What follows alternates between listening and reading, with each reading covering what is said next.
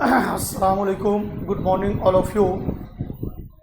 उम्मीद करता हूँ कि सभी स्टूडेंट क्लास को ज्वाइन कर लिए होंगे। मैं आफ्ताब सर, उर्दू टीचर, और आज मैं आप लोगों को डिलेट के अंदर वो चीज़ पढ़ा रहा हूँ जो बहुत ही कीमती है। यानी आज का जो भी आपको कंटेंट पढ़ाएंगे वो डिलेट एग्ज़ाम में ऑब्जेक्टिव क्वेश्चन में वो सारी चीज़ें आपको डायरेक्ट देखने को मिलेंगी। है तो थ्योरी ही, लेकिन इससे ही पूरा ऑब्जेक्टिव क्वेश्चन ज़्यादातर मैंने कहा जो VVI है इससे आपको देखने को मिलेगा। और अल्लाह का शुक्र है कि मेरा 10 साल से ऊपर का एक्सपीरियंस भी रहा इस मामले में, और डीएलएड एंट्रांस वाले को पिछले सालों से काफ़ी सालों से मैं पढ़ाता भी आया हूँ और बच्चे कामयाब भी रहे हैं माशाल्लाह। तो ये जो है आज की चीज़ आपको जो VVI है, इससे पहले मैंने 40 ऑब्जेक्टिव क्वेश्चन कराया था, और आप लोग चाहिएगा तो पूरे डिटेल में हमारे एप्लीकेशन पर आपको सारी चीज़ें मिल जाएंगी। तो चलिए आज हम शुरू करते हैं और बहुत ही ढंग से विस्तार से एक एक चीज़ को क्लियर करेंगे। हम इसके अंदर हार्डवर्ड को भी क्लियर करेंगे और इससे कैसा क्वेश्चन आएगा साथ साथ वो भी बतावेंगे, और जो भी चीज़ें आपको मुश्किल नज़र आएगी उसको हम एकदम आसान से आसान तरीक़े से आपको बताएंगे और समझाएंगे, और एकदम आसान भाषा में जैसा अब समाज के अंदर अपने घरों के अंदर इस्तेमाल करते हैं उसी तरीक़े से लेकर चलने वाले हैं। तो आइए हम शुरू करते हैं। सबसे पहले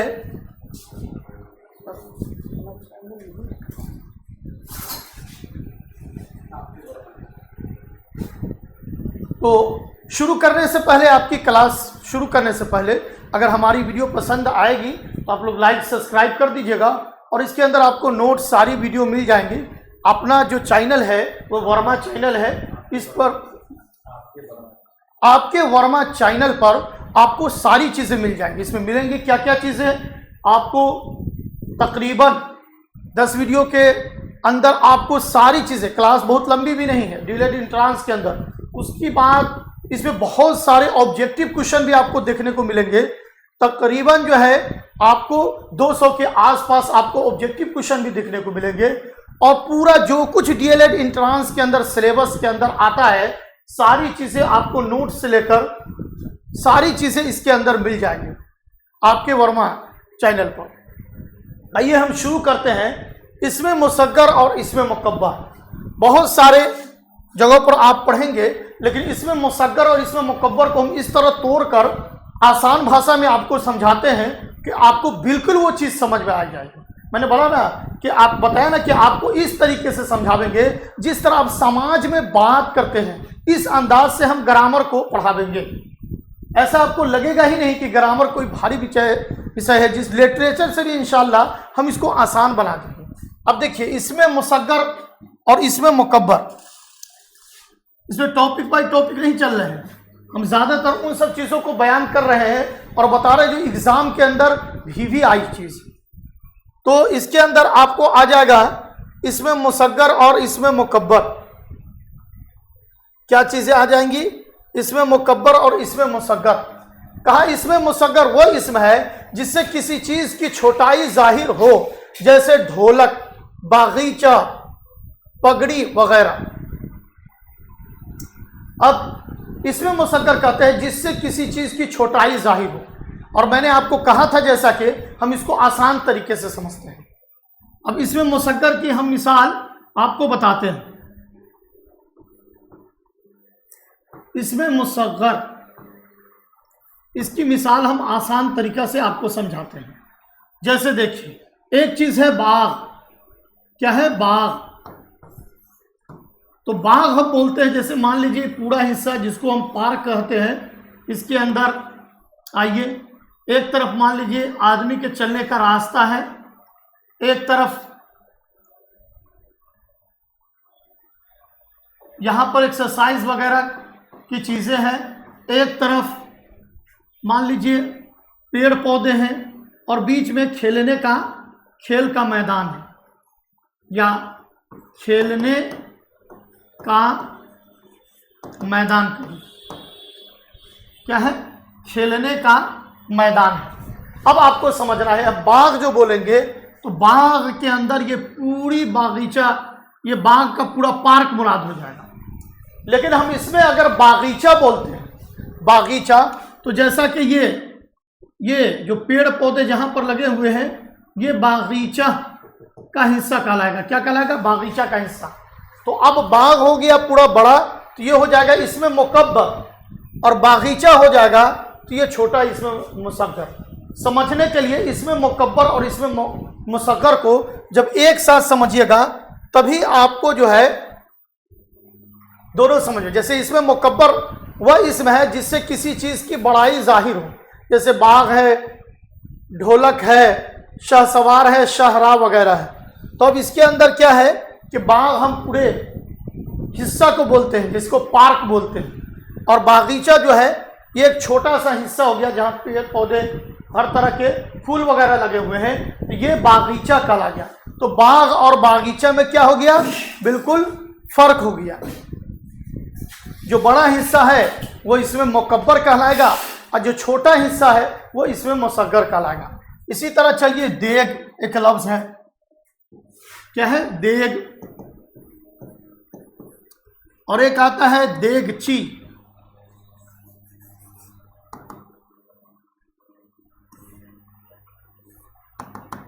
अब देखिए इन दोनों में देखिए, देग कहते हैं जो शादी ब्याह वगैरह में खाना वगैरह बड़ा सा होता है उसके अंदर बनाया जाता है, और देगची बोलते हैं जो घर के अंदर छोटा सा पातीला वगैरह होता है उसके अंदर खाना बनाया जाता है। तो उसी को हम क्या कहेंगे?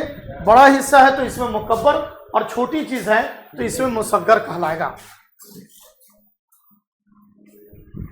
इसी तरह जो है आपको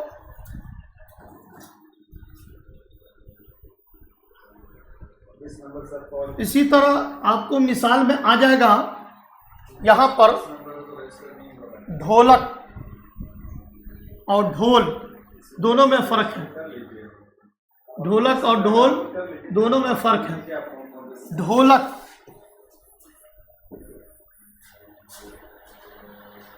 एक मिनट,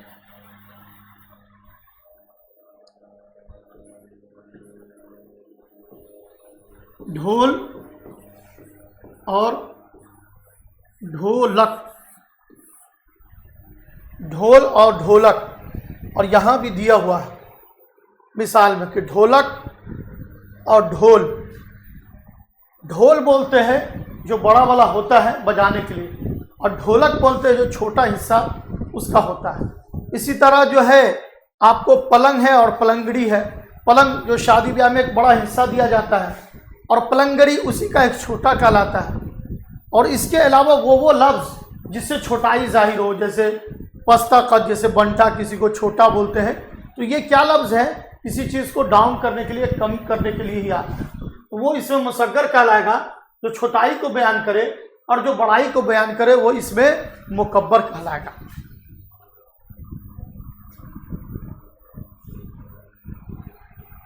ये दोनों डिफरेंशिएशन है, मिसाल भी है यहाँ पर दिया हुआ है। अब है कि यहाँ पर अब एक नया टॉपिक है, प्रोनाउन।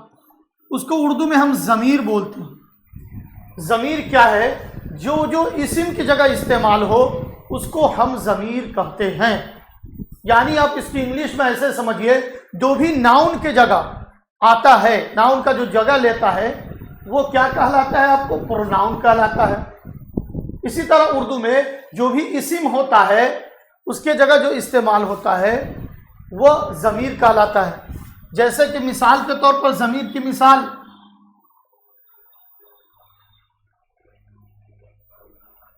आप ज़मीर की मिसाल ले सकते हैं। जैसे कहा वह लड़का, या ऐसे समझिए इससे भी आसान में, लड़का,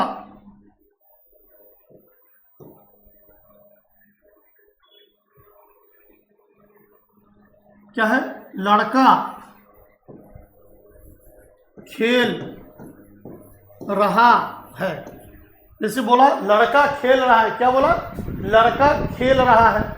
अब इसके नीचे डाल देंगे वह खेल रहा है, वह खेल रहा है। अब यहां समझ, ये जो लड़का है इसी के जो जगह ले लिया वो वह ले लिया, और यही वह क्या कहलाता है? ज़मीर कहलाता है।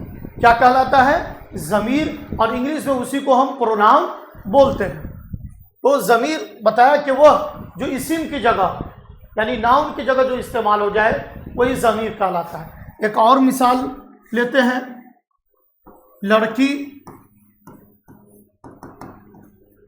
पढ़ रही है। अब मिसाल के तौर पर बता रहे हैं लड़की पढ़ रही है। कौन पढ़ रही है? तो लड़की। लड़की क्या है? इस्म। इस्म यानी नाम, और इसी को हम ज़मीर में इस्तेमाल करना हो तो वह पढ़ रही है, वह पढ़ रही है। क्या कर रही है? वह पढ़ रही है। तो यही अब ज़मीर की जगह इस्म की जगह इस्तेमाल हुआ, इसीलिए हम इसको क्या कहेंगे? तो इसको हम ज़मीर कहेंगे। इस मिसाल को क्या कहेंगे? ज़मीर कहेंगे। इस मिसाल को क्या कहेंगे? हम ज़मीर कहेंगे। और इसको इस वजह से नहीं कहेंगे क्योंकि इसके अंदर चीज़ें जाहिर है। तो उम्मीद करता हूं सभी स्टूडेंट नहीं ज़मीर को समझ लिए होंगे अच्छे तरीके से। अब अगली चीज़ों की तरफ हम चलते हैं। जो ज़मीर है, प्रोनाउन है, उसकी तकरीबन 5 किस्में हैं। कितनी है? 5 टाइप का होता है, यानी 5 किस्म है उसकी। ज़रा देखिए, पहला का नाम है ज़मीर मुतलक या ज़मीर शख्सी। ये 2 नामों से जाना जाता है। यही मैं बताया कि आपको बहुत सारी चीज़ें हम ऐसी चीज़ बता रहे हैं जो एग्जाम में पर्यायवाची शब्द के जरिए क्वेश्चन पूछा जाता है, और आप एक ही चीज़ को पढ़ कर जाते हैं। और डीएड एंट्रांस में क्या होता है कि पर्यायवाची शब्द के जरिए क्वेश्चन पूछा जाता है। मिसाल के तौर पर जल है, नीर है, पानी है, सबका मतलब एक ही है, लेकिन कोई पानी जानना है और जल नहीं जानना है या नीर नहीं जानना है, तो एग्जाम में उस तरह का क्वेश्चन देगा तो उससे होगा ही नहीं। तो इसी तरह के तरीके से हम आपको यह बताना चाहते हैं कि हम उसका दूसरा तीसरा अगर नाम भी होगा तो वो बताएंगे, ताकि आपको एग्जाम में क्वेश्चन में पूरा पकड़ हासिल हो। तो ज़मीर मुतलक या ज़मीर शख्सी, ज़मीर मुतलक भी उसी को बोलेंगे, ज़मीर शख्सी भी उसी को बोलेंगे। दोनों नाम क्या है? सेम है। दूसरा है ज़मीर इस्तिफ़हामी। दिलचस्पी यहाँ से लिखा हुआ है, और इस्तिफ़हामी इस तरीके से भी होता है, इस्तिफ़हामी। क्या होता है? इस्तिफ़हामी। तीसरा है ज़मीर इशारी। चौथा है मौसूल या मौसूली भी उसको बोलते हैं। पांचवा है तनकीरी। तनकीरी एक ऐसा नहीं होगा, क्या है? तनकीरी है। क्या है? ज़मीर तनकीरी। इसको हम थोड़ा सा बेहतर करके लिख देते हैं, तनकीरी। क्या है? ये होगा सही। क्या है? तनकीरी, ज़मीर है तनकीरी। तो ज़मीर 5 टाइप का होता है। पहला आपके हो गया ज़मीर मुतलक, ज़मीर शख्सी। दूसरा हो गया ज़मीर इशारी। तीसरा हो गया ज़मीर मौसूल या मौसूली। और चौथा हो गया ज़मीर मौसूली या मौसूल। और पांचवा हो गया ज़मीर तनकीरी। अब चलिए एक एक चीज़ पर हम अलग अलग तरीके से डिस्कस करते हैं, उसको समझते भी। ज़मीर मुतलक या ज़मीर शख्सी पता है वो ज़मीर है जो किसी आदमी, जगह या चीज़ के बदले में आए। जैसे अहमद ने कहा कि वह स्कूल नहीं जाएगा, और इसमें वह ज़मीर मुतलक या शख्सी है। यानी आप समझ लीजिए जो ज़मीर का डिफिनेशन है वो ज़्यादातर पूरा मैच करता है ज़मीर मुतलक से। जैसे वहाँ भी, जैसे यहाँ मैंने मिसाल दिया ना कि अहमद ने कहा वह स्कूल नहीं जाएगा, अब वह स्कूल नहीं जाने वाला है तो जैद होगा या अकरम होगा या असलम होगा या खालिद होगा, कोई ना कोई ज़रूर होगा। तो ज़मीर मुतलक या ज़मीर शख्सी, शख्सी यानी किसी व्यक्ति के बारे में बात की जाए। ज़मीर मुतलक या शख्सी, ज़मीर मुतलक या ज़मीर शख्स है यानी शख्सी है। अब है जो ज़मीर मुतलक है, थोड़ा सा इसका दूसरे तीसरे किस्म पर हम रोक लगाते हैं। पहले जो ज़मीर मुतलक या ज़मीर शख्सी है उसको हम देखते हैं कि वो भी किस्म में बटा हुआ है। ज़मीर शख्सी की 3 किस्में हैं। अलिफ करके लिखा हुआ है मुतकल्लिम, दूसरा हाजिर, तीसरा गायब। इंग्लिश में हम इसको ज़मीर मुतकल्लिम जो पहला हिस्सा है उसको हम फर्स्ट पर्सन कहते हैं, दूसरा जो हाजिर है उसको हम सेकेंड पर्सन कहते हैं, और तीसरा जो है गायब है उसको थर्ड पर्सन कहते हैं इंग्लिश में। फिर से समझिए, ज़मीर मुतकल्लिम को हम फर्स्ट पर्सन बोलेंगे, ज़मीर हाजिर को हम सेकेंड पर्सन बोलेंगे, ज़मीर गायब को हम थर्ड पर्सन बोलेंगे।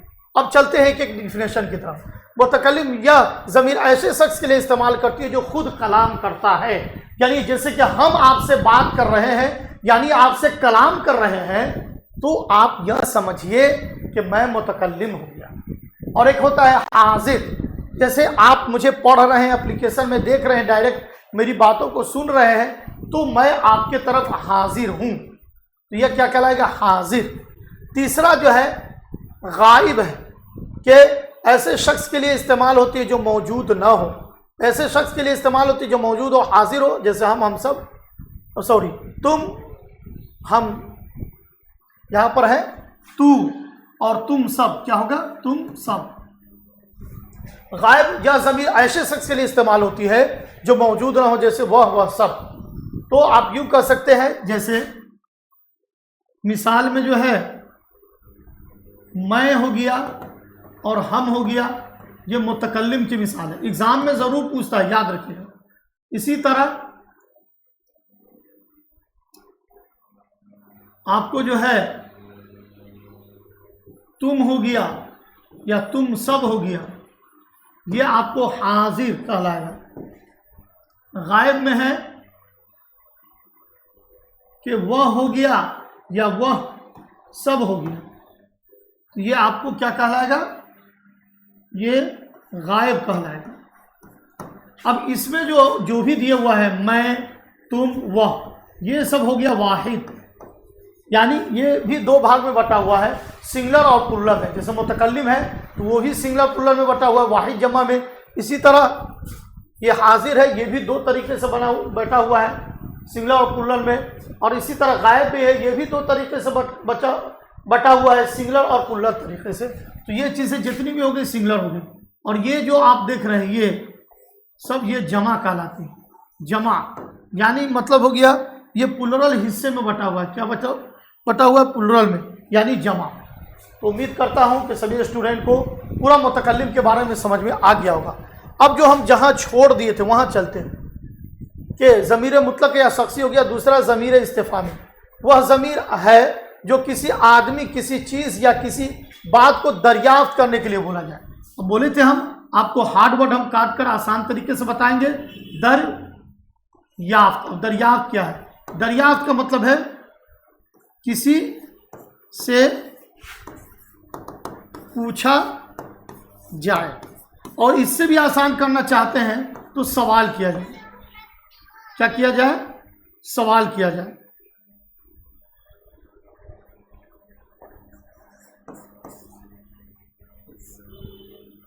क्या है? सवाल किया जाए। किसी से हम क्या करें? सवाल करें।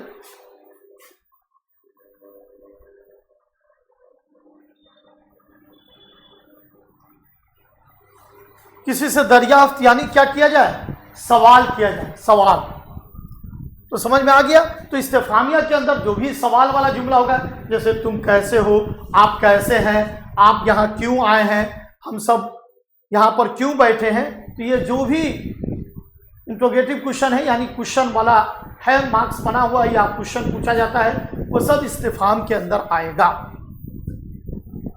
अब इसमें कुछ मिसालें हैं, इसमें देखिए।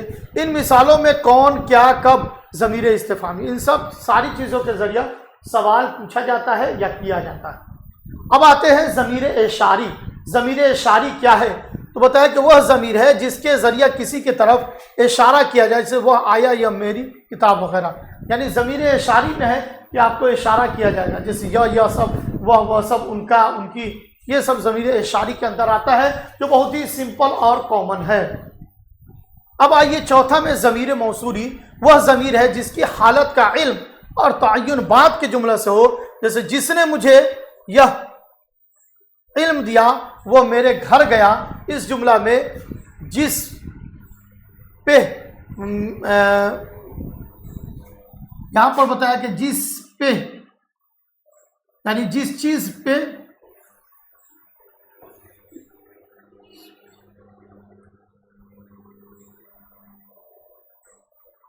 इसमें बताया गया कि जिसकी हालत का इल्म और तयन बाद के जुमला से हो, जैसे जिसने मुझे यह इल्म दिया, वह इस जुमले में बताया कि वह चला गया। तो यहां पर है कि यह जिसने मुझे किताब, क्या होगा? जिसने, ये जिसने होगा, क्या होगा? जिसने। तो इसके अंदर जो जिसने लफ्ज है, जिसने, उसको हम वाज़ेह तरीके से कर दे ताकि आपको आसान हो। ये नहीं होगा, ये भी नहीं होगा, बल्कि जिसने, क्या है? जिसने मौसूली है, क्योंकि बताया कि जिसने मुझे इल्म दिया, जैसे टीचर है कोई, ये है कि जिसने मुझे इल्म दिया वह चले गए, यानी मेरे उस्ताद ही मेरे घर को आए गए। तो यहाँ पर यह क्या कहलाएगा? मौसूली कहलाएगा। ये चौथी किस्म है ज़मीर की। अब पांचवी है ज़मीर तनकीरी। वह ज़मीर है जो गैर मुअय्यन शख्स, चीज़ या जगह के लिए इस्तेमाल हो, जैसे कुछ, बाज़, कोई। जैसे ज़मीर तनकीरी में क्या होता है कि गैर मुअय्यन, इसको समझें, मुतय्यन न किया गया, यानी खास न किया गया। जैसे कुछ लड़के खेल रहे हैं, तो बताइए कि कुछ लड़के में कौन कौन खास है, तो इसका बताना करना बहुत मुश्किल होगा। बाज़ लड़के टहल रहे हैं, तो इसमें बाज़ लड़के का बताना बहुत ही मुश्किल होगा कि बाज़ में कौन कौन लोग आते हैं। हम सब वहां गए थे, तो हम नहीं सॉरी, बाज़ लड़के वहां गए थे, तो अब उसमें बाज़ में आपको बताना पड़ेगा कि बाज़ लोग कौन है। तो ये क्या कहलाएगा? ज़मीर तनकीरी, जो खूबसूरती जुमला में पैदा करने के लिए भी आते हैं। अब दूसरा टॉपिक आपको जो है सिफत पढ़ाने वाले एडजेक्टिव, हम थोड़ा सा आपको समय देते हैं, बोर्ड से थोड़ी देर के लिए हट रहे हैं। किसी को किसी तरह की कोई दिक्कत और समस्या है तो बताइए जल्दी, यहीं पर आप सारी समस्या और परेशानी बताइए, फिर हम आगे चलते हैं डिटेल में।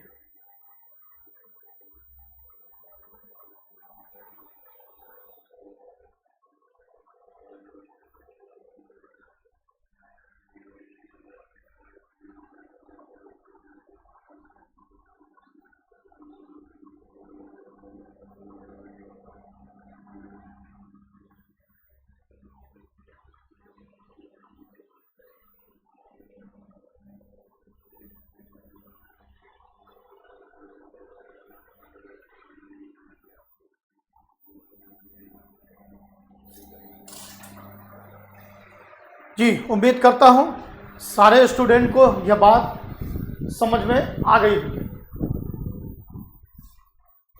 अब हम चलते हैं अगली चीजों की तरफ। सिफत, जिसको इंग्लिश में हम एडजेक्टिव बोलते हैं।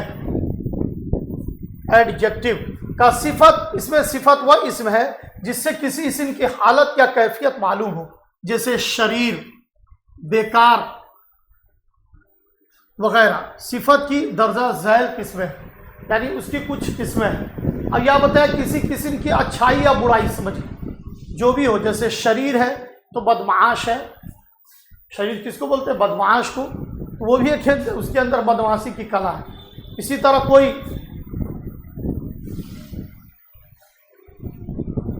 दूसरी भी चीज़ है, कोई हंस रहा है तो उसके अंदर भी एक खूबी है, कोई पढ़ रहा है तो उसके अंदर भी कोई खूबी है।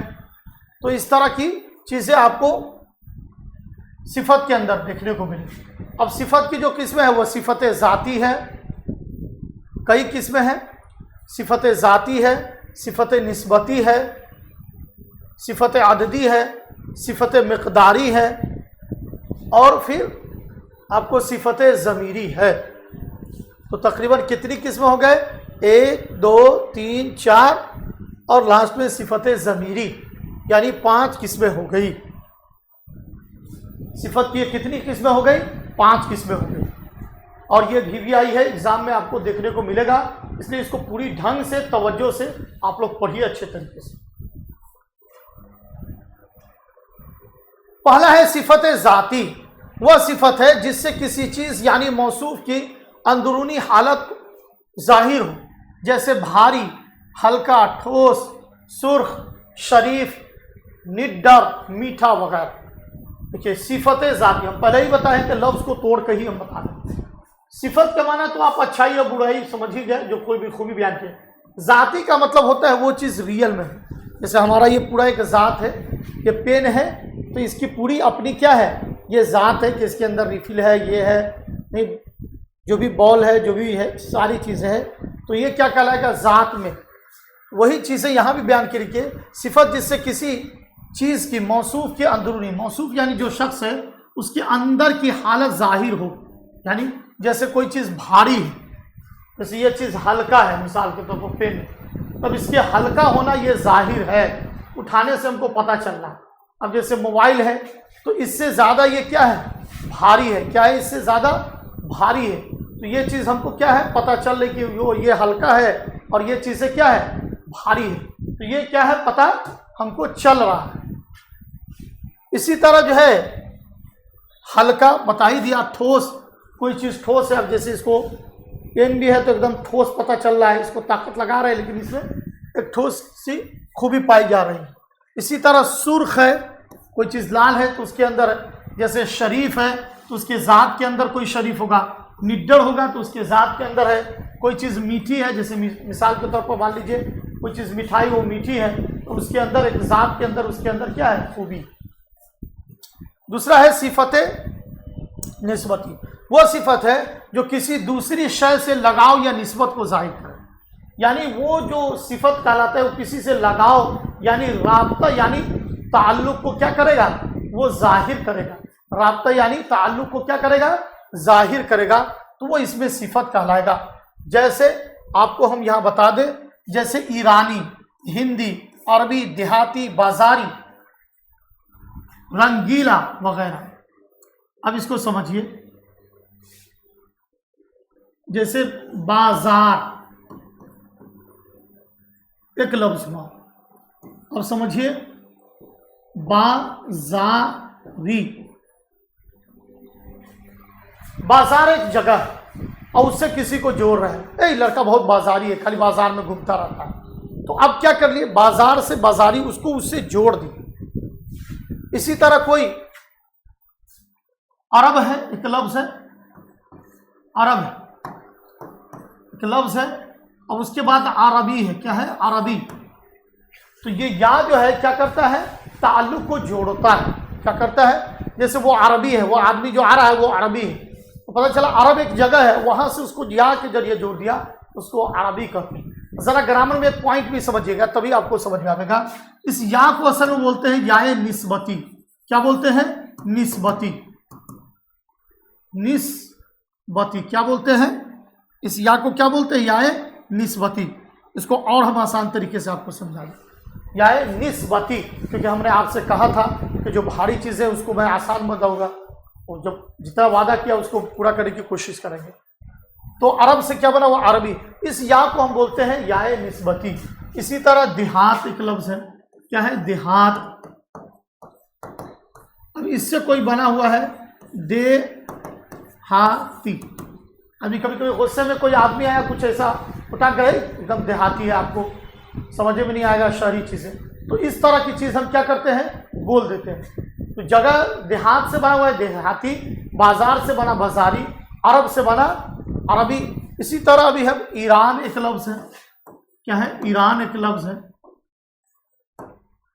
ईरान, और उससे क्या होगा ईरानी। अब इस तरह भाई ईरानी लोग अपने वादे के पक्के होते हैं, जो वो सोच लेते हैं, ठान लेते हैं, उसको पूरा करके दिखाते हैं। अब बोल दिया ईरानी लोग ऐसा, तो ईरान एक जगह हुआ, उसी से क्या बना ईरानी, उससे क्या बना ईरानी। तो ये सिफत की दूसरी किस्म सिफत निस्बती हुआ। तीसरा है सिफत अददी, ये बहुत आसान है। कहा कि जो किसी इस्म की गिनती या तादाद को जाहिर करे, यानी गिनती काउंट को बताए, जैसे थोड़ा, चार, दूसरा, चौथा वगैरह, तो ये क्या कर रहा है, गिनती को शुमार कर रहा है।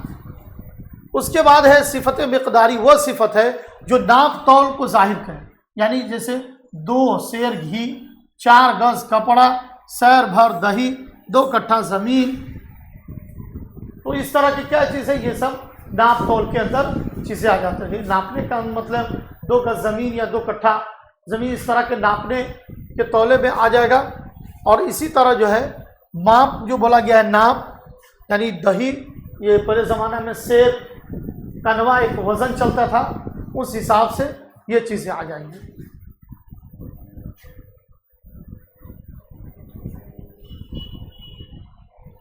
सिफत मिक़दारी भी हो गया।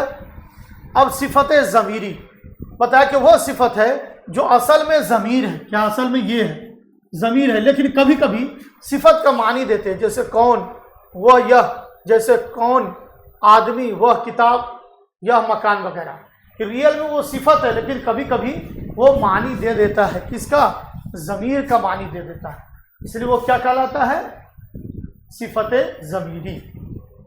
तो इससे पहले आपको इसमें मुकब्बर मुसक्कर पढ़ाते हुए आए थे डिटेल में, और यहाँ पर आपको सिफत की तकरीबन 5 किस्में हमने पढ़ा दिया है। थोड़ा सा हम फिर इस टॉपिक के बाद थोड़ा सा ब्रेक ले रहे हैं। आप लोग फिर क्या कीजिए कि अगर किसी को कोई डाउट है, किसी तरह का किसी के मन में कोई क्वेश्चन है, तो वो हमसे पूछ सकते हैं, क्योंकि अब अगला हम नया टॉपिक पढ़ाने वाले हैं जी। देखिए, अगर आपके मन में कोई क्वेश्चन है, कोई चीज़ें हैं, तो आप हमसे पूछ सकते हैं, क्योंकि इसके बाद हम दूसरा टॉपिक शुरू करने वाले हैं।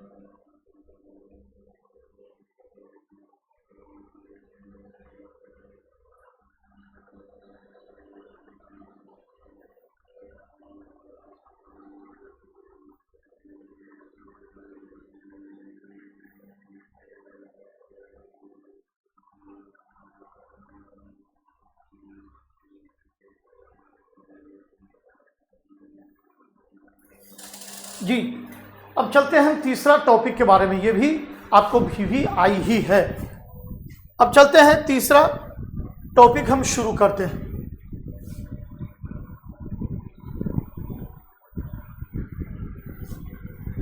तीसरा जो है वो फ़िअल का बयान है। क्या है?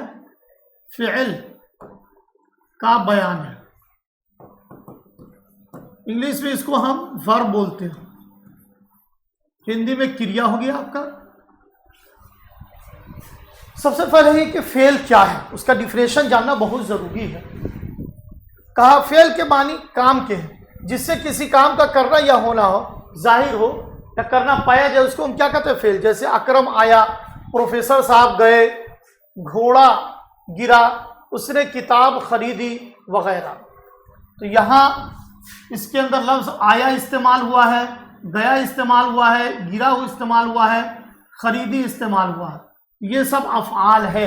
अफ़आल कहते हैं, फेल की जमा को क्या कहते हैं? अफ़आल। फेल की जमा याद रखिए, एग्जाम में अगर क्वेश्चन पूछ देगा तो आपको समस्या हो सकती है।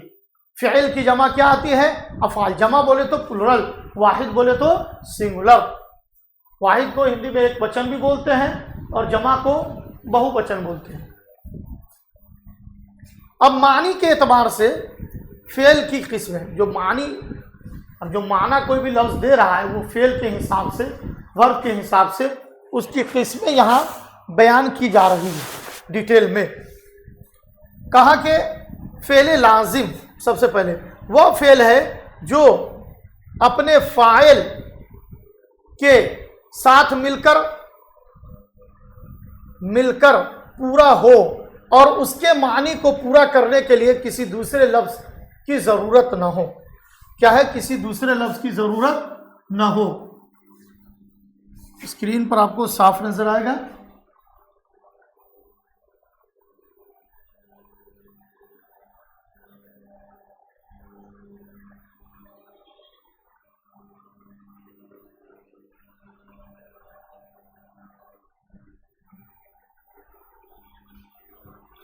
बड़ा भी कर दिया और आपको इंशाल्लाह साफ तरीके से नजर भी आएगा। अब आइए, तो यहाँ के फ़ेल लाजिम वो फ़ेल है जो अपने फ़ाइल के साथ मिलकर पूरा हो जाए, यानी उसके माना को पूरा करने के लिए किसी दूसरे लफ्ज़ की ज़रूरत न हो।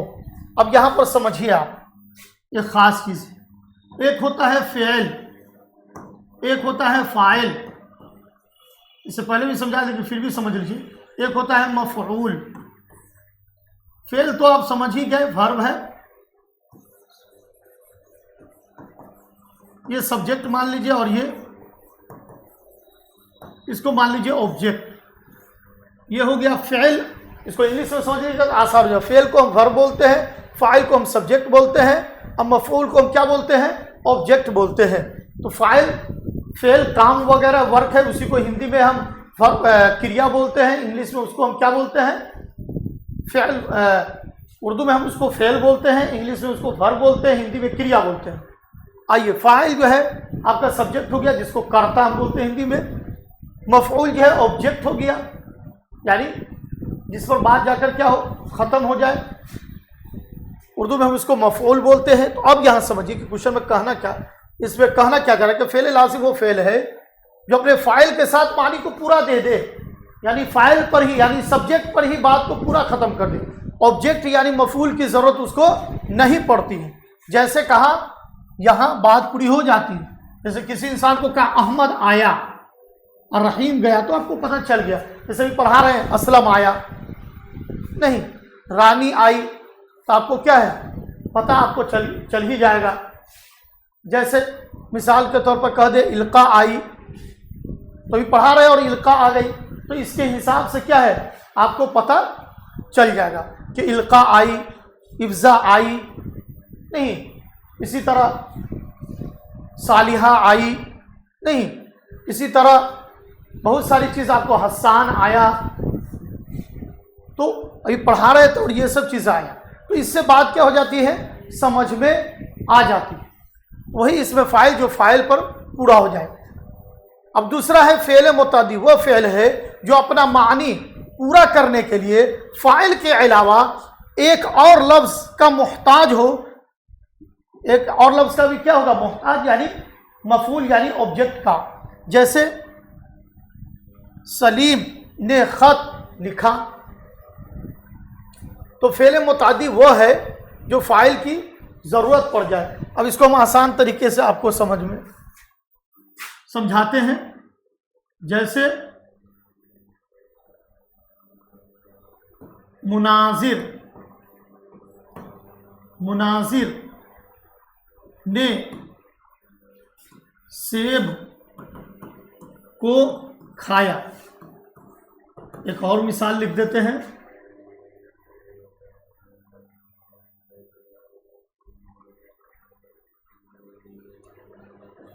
राबिया ने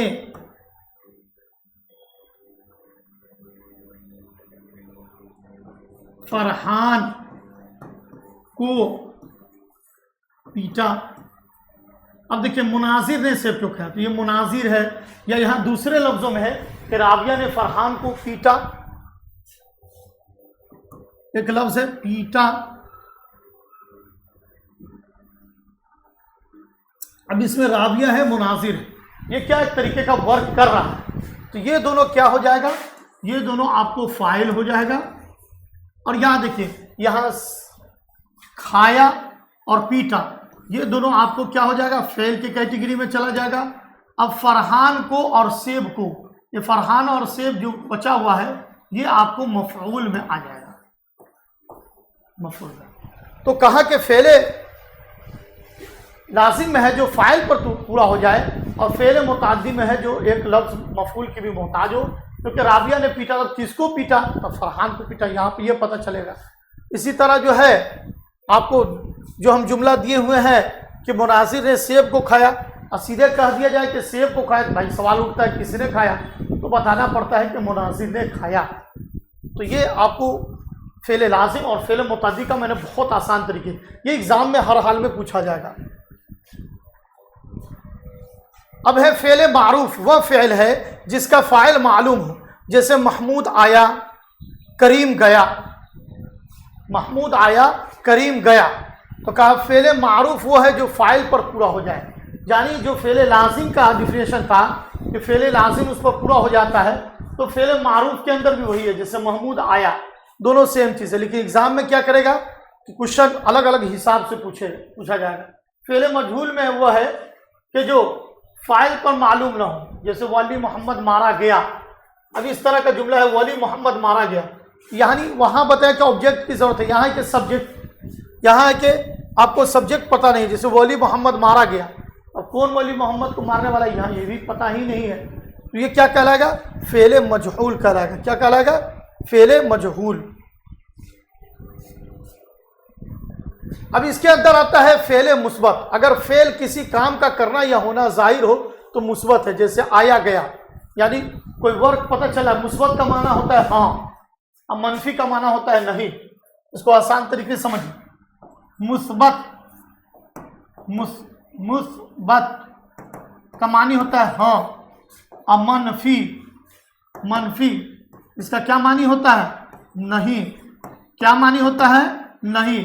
इसका माना हाँ और इसका माना नहीं, और उसी को हाँ को ही मुस्बत कहते हैं, और उसी को मनफी नफी, जिसमें नहीं इनकार वगैरह, वही इसमें उसी बात को हम बयान कर रहे हैं कि मुस्बत अगर किसी खेल से जाहिर हो जाए, वो बात साबित हो जाए, तो वो हाँ में कहलाएगा, तो वही फेले मुस्बत कहलाएगा। अगर मनफी जिसमें किसी काम से रोक दिया जाए, जैसे न करना जाहिर हो, जैसे न आया, न गया, न लिखा, ये सब क्या कहलाएगा, फेले मनफी कहलाएगा। अब है फेले मुफरद, वो फेल है जो एक लफ्ज से लिया गया हो, जैसे लिया दिया, तो ये क्या है, फेले मुफरद है। फेल तो है, क्रिया तो है, वर्ब तो है, लेकिन एक ही लफ्ज है। जैसे लिया तो एक लफ्ज है, गया तो एक लफ्ज है, दिया तो एक लफ्ज है, लेकिन ये फेल ही है। फेल दो टाइप का होता है, वही बताना चाह रहे हैं। एक है फेले मुरक्कब है, क्या है, फेले मुरक्कब है, ये लफ्ज मुरक्कब कहते हैं। मुरक्कब वह फेल है जो दो लफ्जों से मिलकर बना हो, जैसे आम खाया, पानी पिया, तो अब आम खाया तो ये दो लफ्ज से मिलकर बना हुआ है तो फेल ही, लेकिन दो लफ्ज से। इसी तरह पानी पिया, तो ये क्या लफ्जों से मिलकर बना हुआ है, दो लफ्जों से मिलकर बना हुआ है, तो ये क्या कहलाएगा, आपको फेले मुरक्कब कहलाएगा। अब है फेले ताम, वो फेल है जो अपना मानी देता हो, जैसे वह गया। फेले ताम का मतलब होता है मुकम्मल, ताम माने मुकम्मल, यानी वो फेल मुकम्मल मानी देता हो, जैसे गया। फेले नाकिस वह फेल है जो अपना मानी पूरा ना देता हो, जैसे हुआ था, अब क्या हुआ था, गया था, क्या गया था, सोया था, इसमें पता नहीं चल रहा। फाइल व मफऊल के एतबार से फेल की दो किस्में हैं। फाइल व मफऊल के एतबार से फेल की क्या है, दो किस्में हैं। काम करने वाले को फाइल कहते हैं, और जिस चीज़ या फर्द पर काम का असर हो जाए उसको मफऊल कहते हैं। वहाँ भी समझा दिए हैं, यहाँ भी आसान तरीके से दिया गया है। अब है फाइल के एतबार से फेल की दो किस्में हैं, यानी फेल मारूफ, जो यहाँ वही चीज़ है जो आपको फेल मारूफ, यहाँ थोड़ा शॉर्ट में ताकि आपको याद रहे। फेल मारूफ जब फाइल मालूम हो, फेल मजहूल जब फाइल मालूम ना हो, यहाँ शॉर्ट में दोनों को दिया गया। मफऊल के एतबार से भी फेल की दो किस्में होती है, एक फेल लाजिम, मफऊल की ज़रूरत ना हो, जैसे फेले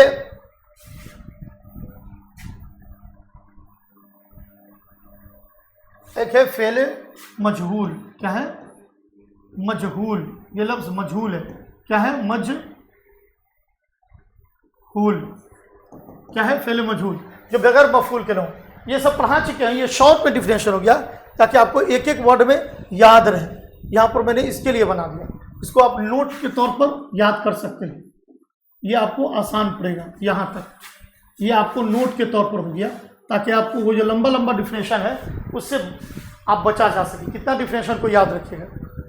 अब है ज़माना, जिसको हम इंग्लिश में टेंस बोलते हैं, नहीं इसको क्या बोलते हैं, टेंस, उसी को क्या बोलते हैं उर्दू में ज़माना। ज़माना तीन तरह का होता है, तीन टाइप का होता है। एक है माजी, हाल, मुस्तकबिल। माजी आपको हो गया पास्ट, हाल हो गया आपका प्रेजेंट, और मुस्तकबिल हो गया आपको फ्यूचर, यानी past tense, present tense, future tense, इस तरह करके कह सकते हैं। नहीं कहता ये माजी की बात है मेरी, यानी वो चीज़ें जो गुजर चुकी हैं। ये हाल में तो तुम अभी हाल फिलहाल में तो ये बोल रहे थे, यानी अभी हाल की बातें कर रहा है, प्रेजेंट की बात। तुम तो मुस्तकबिल, तुम तो आने वाले ज़माना में मेहनत से पढ़ोगे तो कामयाब हो जाओगे। इस तरह का लफ्ज़ इस्तेमाल कर रहा है तो फेल मुस्तकबिल कहलाए। अब ज़रा एक एक बार डिफिनेशन देखते हैं। माजी गुजरे हुए ज़माना को कहते हैं, जैसे वह गया, अहमद ने पढ़ा। हाल मौजूदा ज़माना को कहते हैं, जैसे मैं पढ़ता हूँ, वो जा रहा है। मुस्तकबिल आने वाले को ज़माना को कहते हैं, जैसे वो जाएगा, मैं आऊँगा। तो माजी जो गुजर गया, हाल जो चल रहा है, मुस्तकबिल जो आने वाला है। अब ज़माना के एतबार से फ़ेल की जो किस्में हैं वो है माजी। तो माजी अभी पढ़ाया कि फ़ेल माजी है, फ़ेल हाल है, फ़ेल मुस्तकबिल है, और उसी हिसाब से 6 किस्में हो जाती है। फ़ेल मुज़ारे, फ़ेल अमर, फ़ेल है। तो 3 चीज़ों का डिफिनेशन जो पीछे भी गुजरा है उसमें 3 ऐड है। इसमें माजी गुजरा हुआ, हाल, मुस्तकबिल, यहाँ भी माजी ऐड है इसमें, और 3 अलग से। हाल मौजूदा ज़माना में किसी काम का करना हो ये पाया जाए, मुस्तकबिल आने वाले ज़माना में फ़ेल का ज़ाहिर होना पता चल जाए। अब एक है मुज़ारे, ये नई चीज़, मुज़ारे जिससे हाल और इस्तकबाल दोनों का माना, यानी ऐसा फ़ेल है जिसके अंदर पास्ट और प्रेजेंट दोनों पाया जाता है, लेकिन अक्सर उर्दू में ऐसा बहुत कम होता है, अरबी में ज़्यादा देखने को मिलता है। फ़ेल अमर जिससे किसी काम का हुक्म या दरख्वास्त ज़ाहिर की जाए, यानी आप जो भी ऑर्डर वगैरह दे रहे हैं, हुक्म दे रहे हैं, तो वो फ़ेल अमर के अंदर, अमर का माना ही हुक्म की होता है। फ़ेल नहीं जिससे किसी काम का हुक्म ज़ाहिर ना हो, जैसे मत आओ, मत खो, मत पियो, इसके अंदर नकारात्मक और उसमें सकारात्मक की तरह से बताया गया है। नोट्स, फ़ेल मुज़ारे का वजूद उर्दू में ज़रूरी नहीं है कि उर्दू में पाया जाए, क्योंकि वह हाल और मुस्तकबिल मौजूदा। इसी तरह फ़ेल अमर का नहीं का तयन ज़माने से नहीं होता है, यानी वो इस तरह का लफ्ज़ है कि उसके अंदर फ़ेल हाल और फ़ेल मुस्तकबिल जब अलग से आ ही गया तो फिर उसकी ज़रूरत नहीं पड़ती है। हाँ, अरबी में ज़रूरत पड़ती है। तो आज का मैंने जो आपको टॉपिक समझाया है वो बहुत ही ज़बरदस्त और बेहतरीन टॉपिक है। आपको डीएलएड एग्ज़ाम में, एंट्रांस में जो 25 क्वेश्चन है मिलेगा। हमारे जो आपके वर्मा चैनल, जिस चैनल पर हम पढ़ा रहे हैं उनका नाम, चैनल का नाम आपके वर्मा चैनल है। इस पर आपको 10 वीडियो के अंदर तकरीबन पूरे डीएलएड एंट्रांस का, बहुत ज़्यादा लंबा से हमने परहेज़ किया है, सारी चीज़ें लगभग आपको मिल जाएगी। उर्दू ग्रामर से भी है और थोड़ा सा क्वेश्चन उर्दू अदब से भी आता है, तो इंशाल्लाह वो सारी चीज़ें भी हम आपको पढ़ाएंगे। तो हमारी क्लास को आप देखते रहिए, लाइक सब्सक्राइब कर दीजिए, अच्छा सा कमेंट कर दीजिए। इंशाल्लाह सारी चीज़ें आपको इस चैनल पर मिल जाएगी। बहुत सारे स्टूडेंट डीएलएड एंट्रांस में उर्दू से उनका बढ़िया मार्क्स भी आया और कामयाब भी हुए हैं। इंशाल्लाह आप लोग भी कामयाब हो जाइएगा। अब मैं आपसे इजाज़त चाहता हूँ, रुख़्सत चाहता हूँ। अस्सलाम वालेकुम, थैंक यू।